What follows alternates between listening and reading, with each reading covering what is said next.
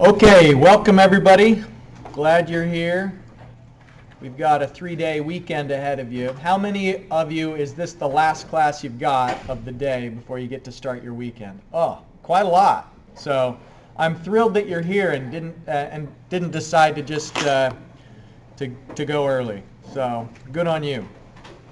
We kind of sped through the solution to in-class exercise 5.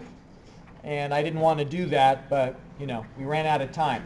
So let's take a minute to make sure that we're all on the same page for the problem 5 and problem 6 that was in the in-class exercise number 5 we did on Wednesday. Okay, so this one was just more practice translating a statement into these graphical summaries that are cash flow diagrams.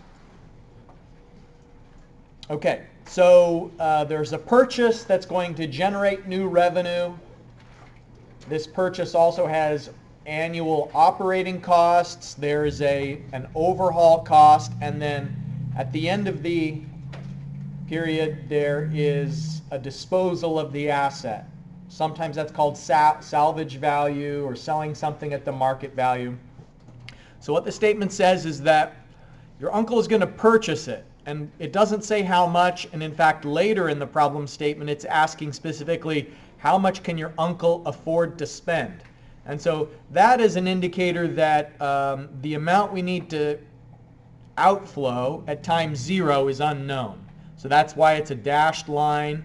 We label it as P because it's at time 0. These are the dollars that are already at the present we're going to be calculating. And of course a question mark because it's unknown. Earning $247,000 each year, that means it's a revenue, so the arrows are up. And this is an annual series because it's each year. It's implied by the problem statement that that's the constant amount, that it's not changing. And we don't have any information about there being a gap or an interruption in the revenues, and so they're continuous. And those two things is what makes it an annual series, that it's continuous and that the amounts are equal. So I've labeled that as an A. And it's good if these cash flow diagrams are roughly to scale. I mean, I don't expect you to be counting pixels or anything, but an arrow should be a little bit larger if it's a greater amount. So you'll notice these $247,000 annual series amounts that are inflows. That's a larger arrow than the 4,500 fuel costs each year. It's not to scale. If it was to scale, then we kind of wouldn't be able to see this annual series. But the arrow's smaller, larger, just to give you an idea of scope. The overhaul at the end of the 3rd year, so the end of the 3rd year, that may still be giving some of you trouble, thinking about when the period begins and when the period ends. And so feel free, if you need to say, the length of the line between 0 and 1, that's the 1st year. So from 0 to 1 is a 1-year period. The beginning of the 1st year is at 0. The end of the 1st year is at 1. So if it's at the end of the 3rd year that we have this outflow for the overhaul, that just means it's at time 3. And I've drawn a little bit of a gap here just to indicate that we've got the annual series that's on all of those years, and then a single lump sum outflow, and that's an F, meaning it's a single amount in the future. And then finally, here's a similar thing when we sell the asset for $95,000. I guess I didn't do so good on the scaling. That arrow should be a little bit longer than these ones down below, but hopefully you get the right idea. So any questions about sketching out cash flow diagrams? Just a little bit of practice on this one. Go ahead. Does it matter if interest is above or below? Great question. No.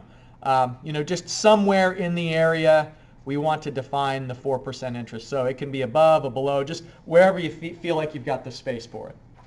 Yeah. Is the only thing that determines whether a value is going to be an A or an F is if it's recurring or not? Yeah. Okay. Recurring and the amounts are the same. So if it was $100, $110, $130, it'd be recurring, but since the amounts are different, then that would no longer be an A. So in the instance of like period 3, could we just write the total value? Yeah, but it depends on how you're going to be solving the problem. If you were going to solve this problem like to find P using a spreadsheet, then it makes sense to have the combined amounts, just like the net amounts. But if you're going to solve this problem using factors, which we'll get to I think next week, the back of the book factors that I mentioned to you, then it's better to leave it as an annual series and not combine the amounts. And so when you're just at the point of sketching out the cash flow diagram, I think it's probably best to leave it separate rather than combining, because it may be the case that you end up solving with those factors, and then it's better for the components to remain separate when you're solving it that way. Yeah. So just for clarification, the line at 3 is the end of year 3 and the beginning of year 4, right? That's right. Okay. Yep.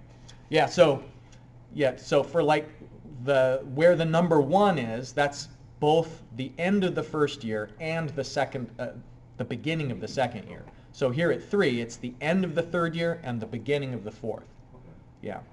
So it's just kind of like at midnight on December 31st, it's both the end of last year and the beginning of this year. Yeah. Kind of that idea. Okay. All right. Any other questions? Great questions. I like it. Okay, now this one. What you saw on the page was on the left-hand side, A to P, comma, I%, comma, N. And I told you on Wednesday that inside the parentheses there, that's not necessarily a formula so much as a shorthand for saying this is the kind of problem where you are finding A given P for a certain interest rate and a certain number of periods. And then on the right-hand side of this vertical line is the formula for the ratio of A to P. So in other words, A divided by P is equal to this stuff on the right. Okay? So if you're given P, and let's see in this problem if we are, you can see I wrote the variables in the problem statement near where they occur. So you are willing to loan $27,500 to a startup company that promises to repay. Now it doesn't say you are willing to loan $27,500 at time 0. Like it didn't explicitly say that was at time 0. So how do you know to put it at time 0 if it's a cash flow diagram? Because it's the first transaction that was mentioned. And so, the initiation of a loan is when the money goes from one party to the other. And then in the future will be the repayment of the loan. So that's kind of how you know this is a P, is it's the first transfer of funds that occurs. That promises to repay the loan in annual installments. Now loans can be repaid different ways. It could be repaid as a single lump sum in the future, or it could be recurring payments, which is probably more common. Most people repay their loans monthly or annually, and that's what this is. This is a recurring annual payment. So this is basically saying, find A. What is the payment amount? Here we've got I. Now the problem statement says 9.5%, but when we put it into the formula, it needs to be expressed as 0.095. Remember, as a decimal. 15-year period. On Wednesday, you learned that it's important to think about what is the period. Is it annual periods, monthly periods? And so it goes with compounding frequency. And here, it doesn't tell you the compound frequency. And so this is another one of the things where there's a default assumption unless you're given other information. And the default assumption is annual compounding. So it says an interest rate of 9.5%. So it didn't say 9.5% per year, but that's the default assumption, is that it's percentage per year unless you're told otherwise. Okay? So at this point, it's just plug the numbers into the formula, and you can see that I've done that in multiple steps. I think it's a dangerous habit to just put the numbers in the calculator, press enter, and then write the answer. I think it's a much better habit to, use a little bit of paper space, write the formula that's going to take the substitutions, then write the substitutions themselves, then do some intermediate calculations, like 1.095 to the 15th power multiplied by 0.095. So in the numerator is the result of all of these I guess it's just 2 calculations so far. Denominator, and the advantage of having it that way is that you can double check your work and just verify that the numerator and the denominator this time around are the same as what you got last time. There's so many calculations in this class and in engineering more generally that you have to become really good at operating your calculator and double check your calculations. And so that's what we do. $3,512.95 is the payment amount. So there's going to be 15 payments in that same equal amount for there to be economic equivalence to the $27,500. So just out of curiosity, what is 3512.95? Let's multiply that by 15. So I'll get my calculator going. Does everybody have a calculator? What's the total number of dollars that the borrower is going to give back to the lender? 3512.95, multiply it by 15.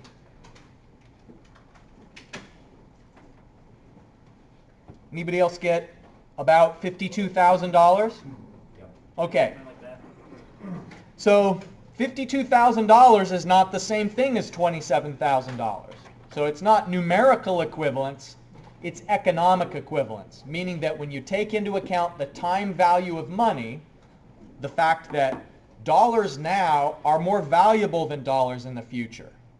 Like, why are they more valuable now? It's because in the future things are going to be more expensive. So I'd rather have $1 now than $1 in 10 years, because in 10 years that $1 isn't going to be able to buy very much, not as much as it can now. So the economic equivalence, this equilibrium between inflow and outflow, exists when this is the annual payment and at 9.5%, and when there are 15 of those annual payments. Okay, so economic equivalence. Any questions about this one before we move into today's material? All right, let's take a quick look at these announcements. I skipped over those and we went straight to the in-class exercise from Wednesday. Your next assignment's due a week from today. That's homework number 2. And I'd encourage you to get a start on that over the weekend. You're probably going to be pretty bummed out that there's no class on Monday, so maybe you can comfort yourself by working on homework number 2. All right?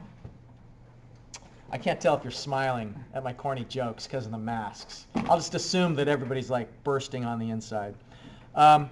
Today's topic is minimum attractive rate of return, section 1.9 in the book. If you're just coming to class and listening to the lectures, that's not going to be enough. It's not going to be enough to learn the material as well as you need to really master it. And so if you just want to scrape by, maybe it's okay to just listen to the lectures. But if you want to be a master at this material and really understand it and retain it well enough to be good at it when you graduate, I think that you have to read the book and also listen to me, because the book explains sometimes in more detail than we have time for, and in other occasions it takes maybe a different route at explaining concepts. And so as well as I can, I'm going to try and let you know which section of the book goes with which lectures that we're having. And then that way you can kind of in parallel be exposing yourself to the ideas in the book and then also listening to what I've got to tell you and going through the in-class exercises. Okay, so we talked about nominal versus effective interest. And what kind of reminder did I tell you? Nominal is another word for what? Not really. Not really. So nominal interest, if they're saying the nominal interest rate is 15% per year, it's only the interest rate if there is annual compounding. But if there's anything more frequent than annual compounding, then the nominal interest rate doesn't represent what you're actually going to pay because of the effect of compound interest, which is where if the compounding is more than once per year, they total up how much you owe, and then during the next period, you owe interest on the previous balance, not just on the principal, but the previous balance, including all of the interest to date. So this table kind of summarizes the effect of effective interest. And what's interesting to see is that the larger the nominal gets, the bigger the gap there is between the nominal and effective interest rate. So take, for example, 6%. The difference between 6 and 6.18 is pretty modest. But when the base rate, when the nominal rate is 24%, then the effective interest rate for more frequent compounding, it's quite a bit higher. 27.1 is a lot larger than 24%. So that's one of the trends I wanted to illustrate for you, is that the effect of compounding frequency is more pronounced the larger the interest rate gets. And 24% seems like a high interest rate, and it definitely is. But there's a lot of people in this country paying 24% interest on their credit cards, sometimes even more. So higher interest rates are going to give a bigger difference between nominal and effective, and increasing the frequency of compounding also makes the gap larger, but the gap is getting less large. You know, when you go from 24 to 25.44, you know, that's an increase of 1.44% just by doubling the amount of compounding periods. But then the effect gets more modest. When you go from 12 to 365, it's a more subtle increase. Okay, now we're talking about MAR, M-A-R-R, minimum attractive rate of return. It's a big idea, and this curve is adapted from one that's in your textbook. I've stripped some things away so that I can make a beginning point before we get to the more complicated idea. And the beginning point, just consider the following hypothetical. What if you ran a company and you went to a bank, and if you wanted to borrow $1 million, that bank's willing to give you a loan for 10% interest? Okay, fine.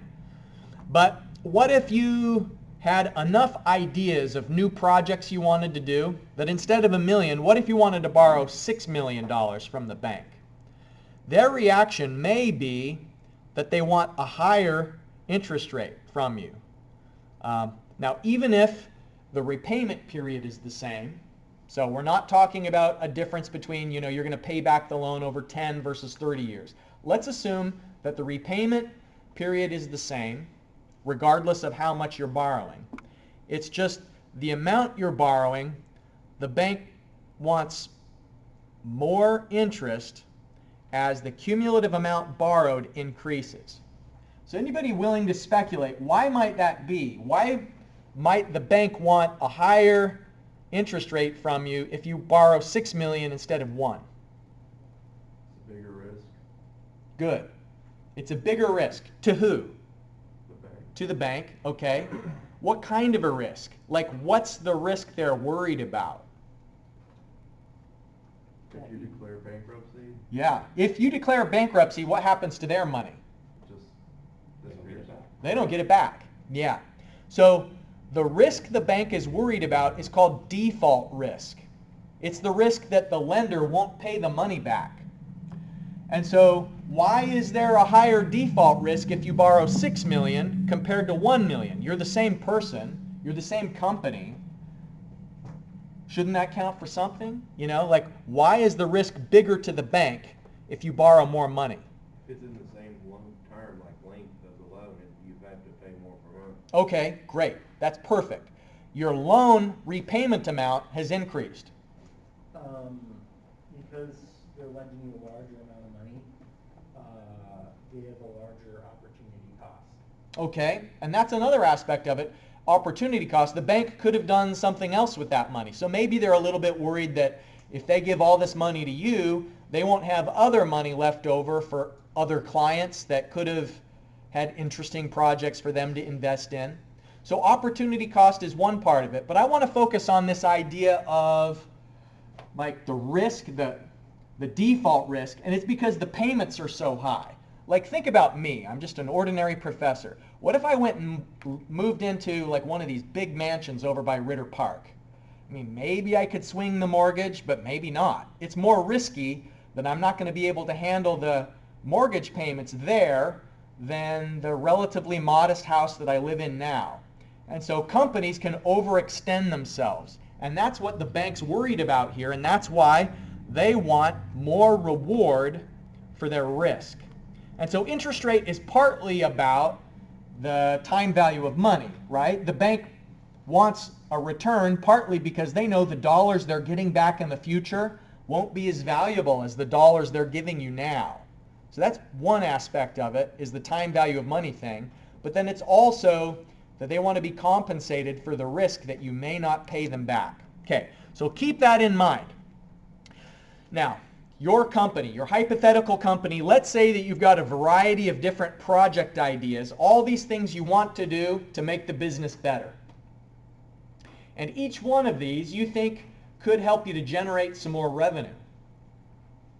And what you could do in a case like this is there might be a market research department in your company that estimates what's the rate of return that a certain project could be. You know, they're going to say, if we want to upgrade the computer network, maybe it's going to cost $100,000, and we believe that that $100,000 will receive a return of 35%.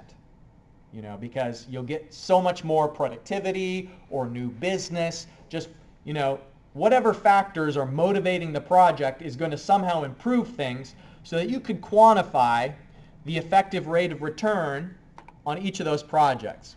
So somebody's going to analyze how much it costs and what's the return on the investment. So this next graph I'm going to show you is the same one from before. It's the bank's concern about default risk, and it's also the projects that you think you might like to do. Okay, so the blue line is the bank's requirement for how much interest they want from you to do a project. You know, if you want $1 million, they want 10%. You want $2 million, they're not worried yet. They'll still just require 10%. And then it starts to go up because of their perception of your default risk. They've looked through your books. They know what your customer base looks like. They understand the products that you're selling. They have an understanding of your likely revenues. And that's kind of what would be used to inform their evaluation of how risky it is. So they go through an analysis, and the curve starts going up. So here are your projects. A was upgrade the computer network. You think that upgrading the computer network, the width of the bar is a representation of how expensive it is. So that looks like it's maybe about $600,000 for project A. And project B, the width of the bar, looks like it's about $1.4 million. So did everybody get that the width of the bar is representing an amount? Okay. And then the height of the bar represents the estimated rate of return. So project A you think is going to get 35%, B is going to get 30%. Your priorities should be to fund the most profitable projects. And so if you can only do one project, project A seems like a good choice because it's yielding 35%. So that's why it's first in line, is because it has the most profit potential. But then we rank these in terms of declining profitability. You'll notice that two of these projects aren't going to be funded. Project F and G, let's see what they were. New laptops to salespeople, security cameras in the warehouse. We're not going to do those projects because the cost of borrowing money at that point exceeds the value of the projects. Those projects are going to return less than they yield. And that wouldn't make sense, right? Like if you had to pay 16% to borrow money from the bank, but the project itself is only yielding 16%, then there's no incentive to do the project because essentially you're turning over all of the profits to the bank. And the case is even worse for project G. because in the case of Project G, the borrowing costs are now, what, like 17%? They're high. And the yield is 14. And so from this, you could probably guess there's going to be a rule. And this is the first time I'm using the following phrase that you're going to hear me say dozens and dozens of times during the semester. It's really important that you understand what this phrase means.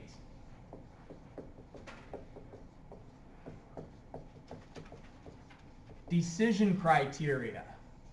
It's like a rule that tells you whether to do one thing or another thing. So the decision criteria is how you know what choice to make. Okay, so think about what you're seeing here. What might be the decision criteria when it comes to borrowing costs versus the yield on a project? Anybody willing to take a stab at articulating the decision criteria when it comes to, like, you have to pay so much to borrow money versus the rate of return of the project that you're going to use that money for?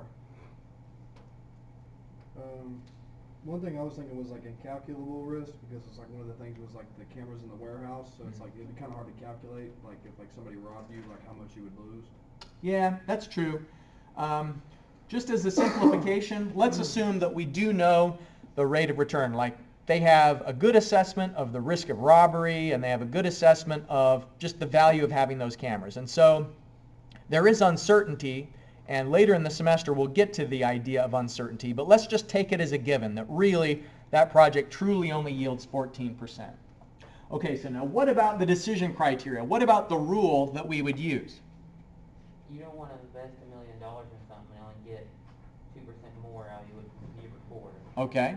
Because then it'll take like 20 years to get all your money back. Okay, so you wouldn't want to invest a huge amount of money for a small return. Yeah. Okay, good. We could even take that idea a little bit further and make a generalized rule where you wouldn't want to have your borrowing costs higher than the rate of return. So what we would say is that the minimum attractive rate of return is greater than the borrowing costs.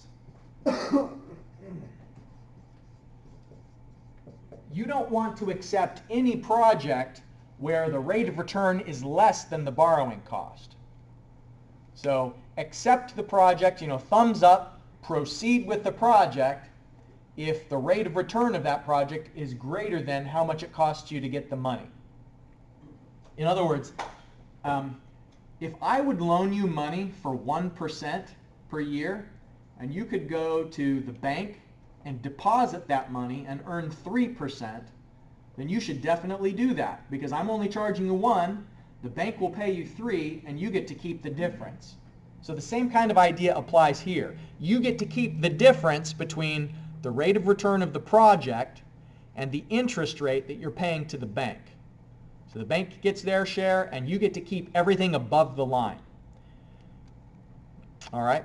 Now, let's go through some terms here. Minimum attractive rate of return, MAR, is sometimes also called the hurdle rate. And it's a policy, meaning that an organization will set its goal for what rate of return it wants to get. And it should at the very least be greater than the borrowing costs. And sometimes organizations set their MAR even higher than the borrowing costs, informed by ideas like what other kinds of projects they have available. So partly it's dependent on where they get their money from, the weighted average cost of capital. If they have lots of projects and they can be really choosy, then that might take their MAR up even higher. But if they're in an industry that has relatively low profits or they don't have a lot of options, then that may take their MAR a little bit lower and closer to the borrowing costs. Opportunity cost is the idea that you could be doing something else. You have a second best option, or the alternative that is foregone by doing another thing. So for instance, if I am skiing today, I can't also be surfing today. You have to do one thing or the other. You can't simultaneously be in two places at once. Risk is another factor that helps organizations decide what their MAR should be. And then the type of organization, meaning some nonprofit organizations can get away with lower MARs simply because they have other factors that they value besides maximizing returns. Nonprofit organizations may derive value from serving the community, or improving environmental quality, or making improvements to safety. So it's not always profits, and as such, certain alternatives may be acceptable that don't have the maximum profitability if other goals are being achieved. Okay, so where can money come from when a company is trying to do a project? We'll talk about other options in the future, but broadly speaking, for now I want to tell you about equity financing. And what that means is that you're selling an ownership stake in your company. And so stock that's traded on the New York Stock Exchange, when you buy a share of stock, you are a part owner of the company. So you could buy Tesla stock, you could buy Microsoft stock and become a part owner in the company. And when you're a part owner, you're entitled to a share of their future revenues. That's what you're buying when you buy ownership in a company, is a share of the future revenues. So that's equity financing. And so companies can raise money by selling shares in their company. It's also possible that companies can take out loans, and that's debt financing. When you take out a loan, you're not telling the bank that they're a part owner in your venture. They're not entitled to a share of the future profits. They're only entitled to a repayment of the loan according to the terms that are agreed upon. So that's the difference between equity financing and debt financing. Is in debt financing, you're not taking them on as a partner. So here is the decision criteria. The rate of return of the project should be greater than or equal to the minimum attractive rate of return. So any particular project that you're evaluating should be greater than or equal to this minimum that your organization has set. And the minimum should always be greater than the weighted average cost of capital. In other words, how much money your organization is spending to, how much your organization is going to have to give back to obtain the funds. So these comparisons are usually done on a percentage basis. Compare the percentage of the project to the percentage of the MAR, and the percentage of the MAR to the weighted average cost of capital. So there's many other places you could be right now besides here. It's a holiday weekend. You could already be headed down the road to somewhere exciting, but you're here because you want to learn. And if you were somewhere else, there would be opportunity cost with that as well.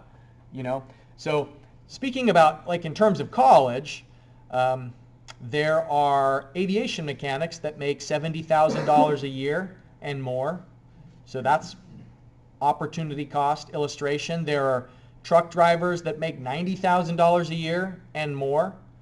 And so if you spend your time or you make a decision to go one direction, the opportunity cost is what you've foregone, the other alternatives that can't be accepted. So it's the value of the second best option.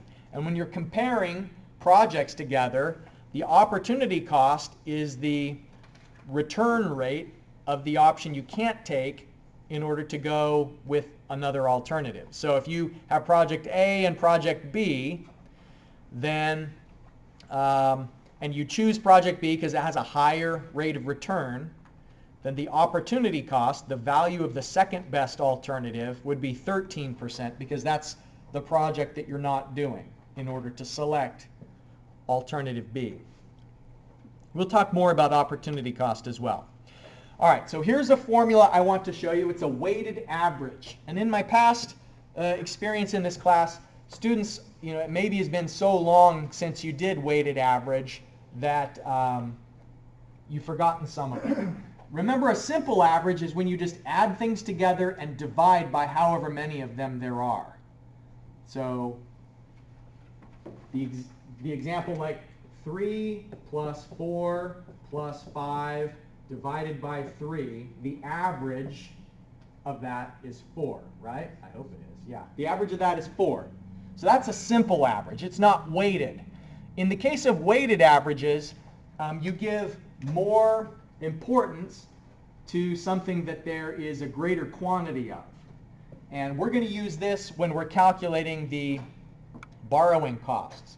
A company that gets some of its money from the bank and some of its money from selling shares and some of its money from issuing bonds, a company that's getting funds from a variety of sources, you have to calculate the weighted average. You don't just add the three terms together and divide by 3, but you take into account the quantity.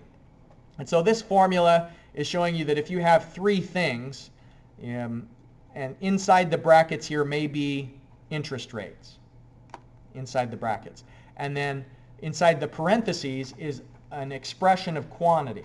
And so it could be on a percentage basis, or maybe it's an amount. Either one is fine. If it's a percentage or an amount, the formula and the concept is the same. It's just that you're multiplying each value by an indication of the quantity, and then in the denominator you add together all of the quantities. Okay, so I'll leave this up as you work on the in-class exercise for today. Let me bring that up. Hopefully everybody's got these printed out. We're on in-class exercise number 6, minimum attractive rate of return. Yeah. Okay, so a couple of thought questions. Question 1 is just kind of a concept question. Question 2 is applying a decision criteria. So I'd like you to try and figure out what the decision criteria is and then apply that criteria to each of the cases that are identified. Borrowing money concept question. And then the question 4 is a problem-solving question. And let me just take a quick screenshot, and maybe I can paste the formula in here so that it's all on the same screen.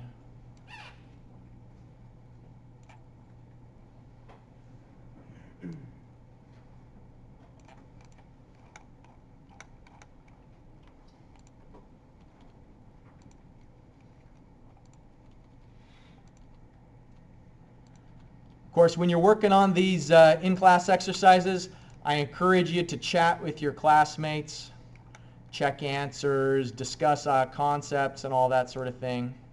I would be delighted to have you chatting amongst yourselves. And I'll circulate around with the solutions in case you want to check your answers.